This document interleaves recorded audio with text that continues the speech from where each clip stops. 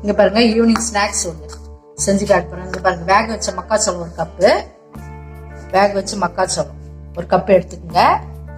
சுண்டல் தாளிக்கு தேவை கடுகு, காஞ்சி மிளகா ஒன்று, பச்சை மிளகா ஒன்று, கருவேப்பிலை, கொஞ்சமாக மிளகுத்தூள், பொரிக்க எண்ணெய், அவ்வளோதான் இது தேவை. வாங்க இப்போ சுண்டல் செய்யலாம். ஒரு ஸ்பூன் எண்ணெய் போட்டுக்கலாம்.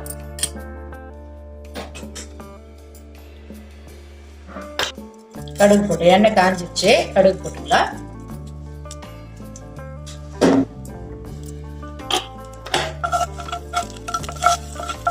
சுண்டல் தாளி ஒரு கப் சுண்டலுக்கு போதும், ஒரு ஸ்பூன் எண்ணெயே போதும், அதிகமா வேணாம். சும்மா தாளிக்கு தான் போதும்.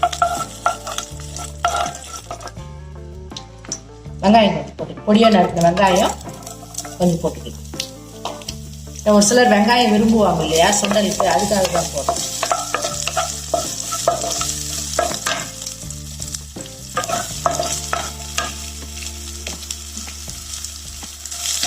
சுண்டலுக்கு லேசாக வதங்கினா போதும், வெங்காயம் ரொம்ப வதங்கினதுக்கு அவசியம் இல்லை. அப்போதான் அது சாப்பிடும்போது கிரன்ச்சியாக இருக்கும், வாய்க்கு பாருங்க.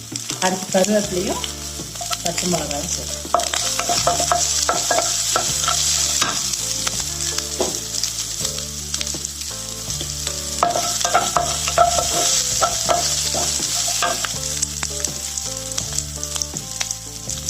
இப்போ வேக வச்சு வச்சுக்க மக்காச்சோளத்தை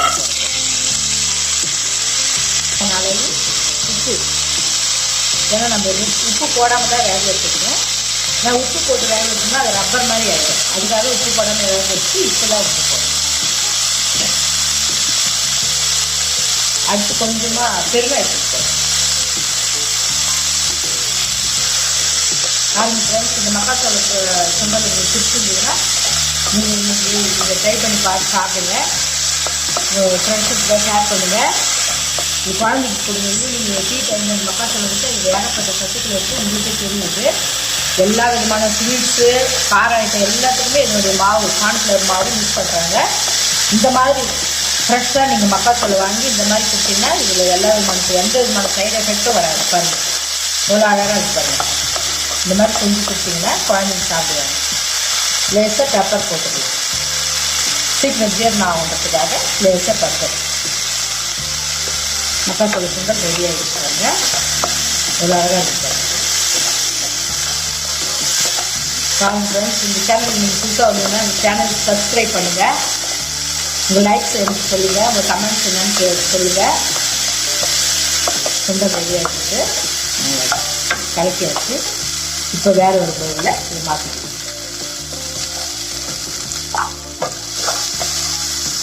கொத்தமல்லி,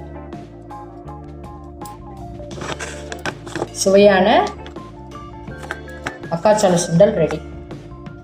ஈவினிங் ஸ்நாக்ஸுக்கு ரொம்ப ரொம்ப பெஸ்ட்டு. சுண்டல் உடம்புக்கு ரொம்ப நல்லது, அதுவும் மக்காச்சோள சுண்டல் ரொம்பவும் நல்லது. இந்த மாதிரி செஞ்சு கொடுத்தீங்கன்னா குழந்தைங்க விரும்பி சாப்பிடுவோம். தேங்க்ஸ் ஃப்ரெண்ட்ஸ், தேங்க்ஸ் ஃபார் வாட்சிங்.